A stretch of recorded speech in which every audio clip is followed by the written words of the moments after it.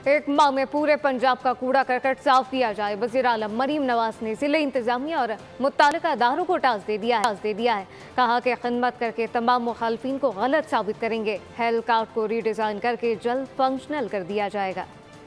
काम काम और सिर्फ काम। मरियम नवाज का खिदमत का सफर जारी। वज़ीर आलम मरियम नवाज ने जिले इंतजामिया और मुताल्लिका इदारों को टास्क दे दिया। साफ सुथरा पंजाब इजलास से खिताब में कहा कि एक माह में पूरे पंजाब का कूड़ा क्रिकेट साफ किया जाए। आवाम को टूटी गलियों, गंदे पानी और उबलते गटरों से निजात मिलनी चाहिए। मरियम नवाज ने पंजाब असेंबली पहुँचने पर कहा कि खिदमत करके तमाम मुखालिफिन को गलत साबित करेंगे।